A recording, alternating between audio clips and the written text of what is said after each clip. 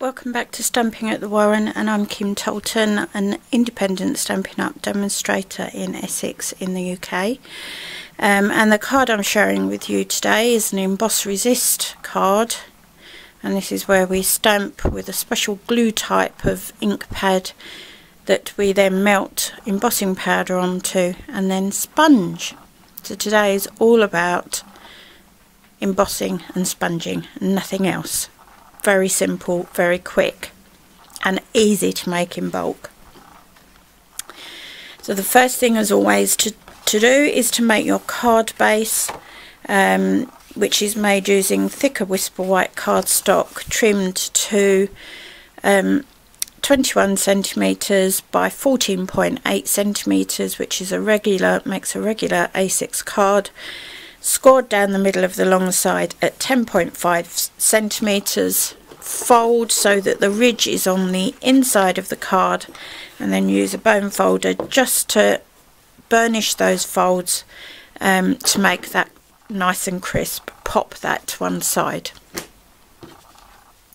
Now your main panel is going to be just regular whisper white cardstock, and this measures 14 centimeters by 9.7 centimeters. And this is the piece of cardstock that we're going to be stamping, and we're going to be using the Versamark. You can tell it's well used, can't you, by the state of that ink pad. And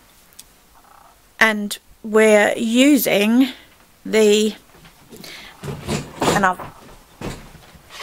left my stamp set over the other side. It's the Flurry of Wishes. There you go. Lovely. So you've got three nice sentiment stamps, plus these different sized snowflakes. So the first thing to do when you are going to be doing any sort of dry embossing, you just want to remove as much static from that piece of cardstock. It's caused by, static is all around us, we know. Sometimes it crackles in your hair, sometimes we go near a light switch and you get a funny crackle off of it. So this just helps to remove the static off of that piece of card, and it should remove pretty much all of it. I do find that when I've finished using it and before I use it, you can see clouds of dust will come out. So just give it a good old shake and then wipe your cardstock all over, and that will help to minimise getting unsightly little blobs and bits in places you don't necessarily want. Right, so first of all, start with the biggest stamp, and you're going to ink it up with Versamark ink. Give it a really good going over, and just do that down in one corner, and using a stamping off technique, which just means you haven't got the whole stamp on, gives a more natural look. And you can you see the glisten there? That's that one. Then you move to the next size down, and you want a couple of these, I think. So I'm just under the light of the, I'm just gonna pop a couple more on. And you do want to leave a little bit of a space in there, because we're going to be putting the sentiment stamp on once we've finished. And again, you just want stamping off technique, so you've just got those images just coming off the page. We're just going to use the smallest one now. This is actually two stamps on the one thing, so there you go. Very, very clever, and there is a punch that goes with that, so you can have added dimension. I'm not using it on today's card, so I'm just going to look to make sure I'm not going over too much, and I'm just going to do one of these because I don't want to overcrowd. You want some white space, and white space just means a bit of space on your card where it's not overly busy. Okay, so that's all of the Versamark part done.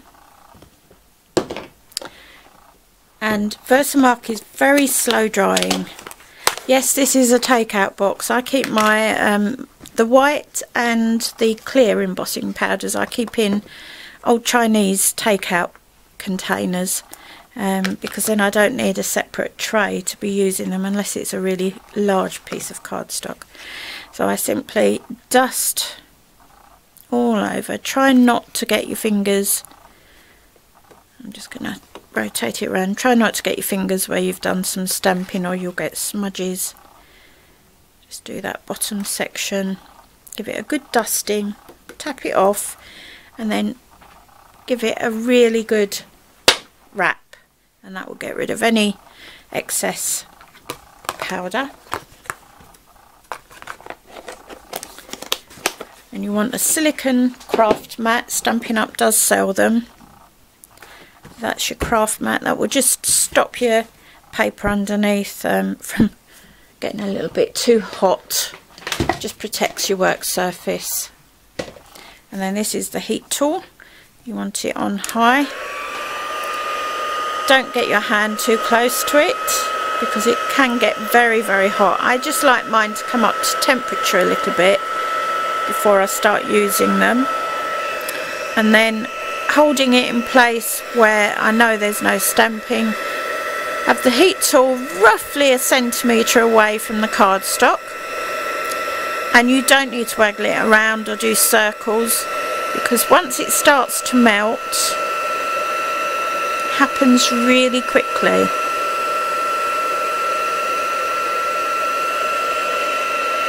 And it will melt the adjacent area, so it already starts.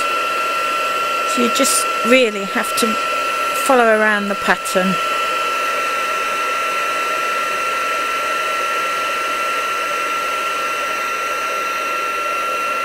Can you see how quickly that's going? Hopefully you can pick it up on. It's literally just before your very eyes. It's like magic.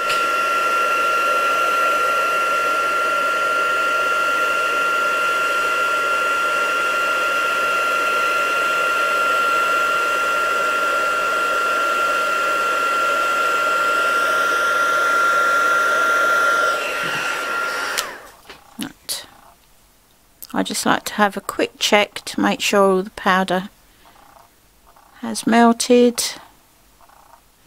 Yeah, that looks good to go. Right, now it gets messy. If you have very long nails and you take very good care of your nails, I would suggest you wear a pair of latex gloves, rubber gloves, to be doing the next bit. Even just the ones you get in with your hair dye, hair tints, that would be fine, and it will just protect your hands a little bit. We're going to be using a combination of Bermuda Bay and Night of Navy ink pads, and we're actually going to start with the Night of Navy. Now, the Night of Navy, I just want it to be quite subtle, okay?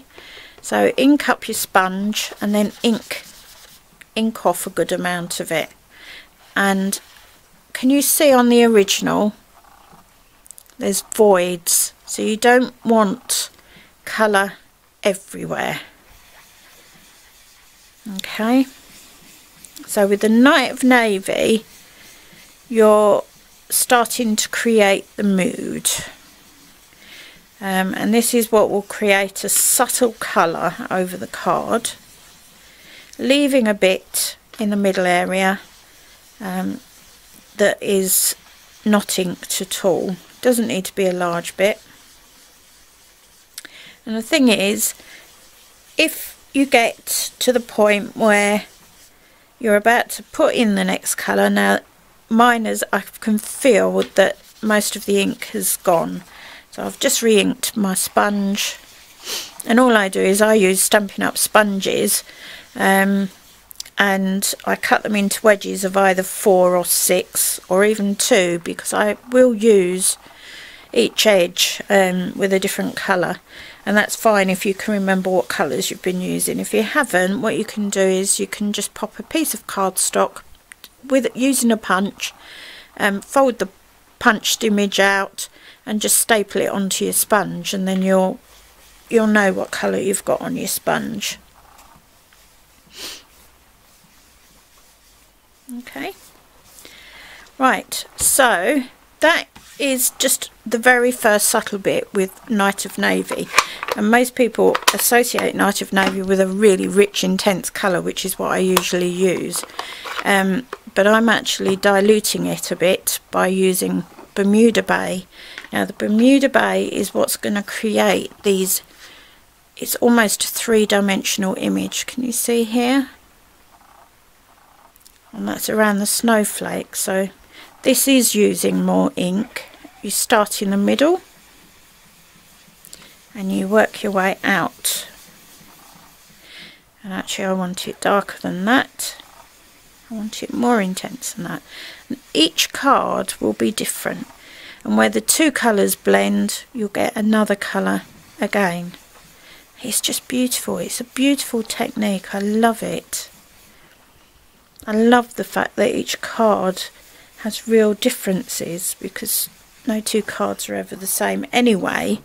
But I just love this technique.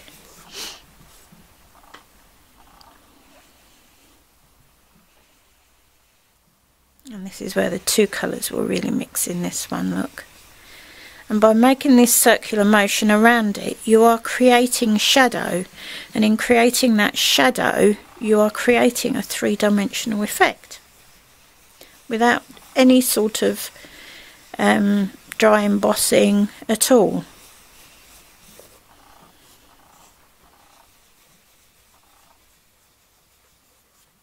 Right, so that's that, and I'm actually going to go back over now with some Night of Navy, just to blend those two colours together finally. But this whole section here I'm going to keep quite open. I'm not going to introduce any more colour into that area.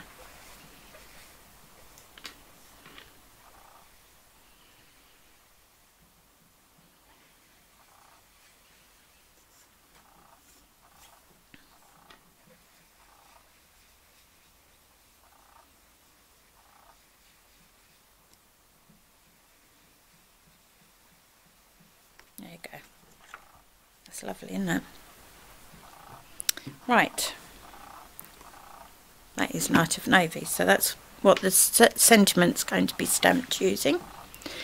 And I'm using the Very Merry Christmas, I think it is. I can't remember. Oh, sending you a flurry of warm Christmas wishes. There you go. Lovely. Ink up your sentiment stamp, and you just want that somewhere in this void here, making sure you've got it the right way up. Not that it really matters, you just turn it around. So I think I'm going to pop it, it just about fits in there, so I'm going to go there. There you go. And again, that placement may be different with each card you do, because you will always stamp differently, even though you feel that you are stamping in the same place. Right, so this is now going to be matte onto a piece of Bermuda Bay cardstock. Matting just means layering, framing, and I'm just using a couple of strips of fast fuse down the edges and just a little bit in the middle. There, and that will go down on here, and that will create a halo effect around that card, just like a photo frame. Bring in your card base, and I'm actually going to use dimensionals, good old sticky foam pads, these lovely hexagonal ones from Stampin' Up, one in each corner. There you go. Take off the backing.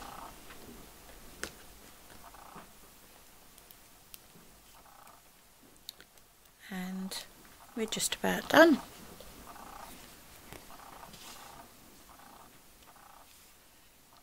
And I'm using this, I'm doing today's card in landscape orientation.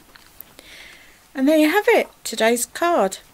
Thank you very much for watching. The full tutorial will be on my blog the same day as the video is published.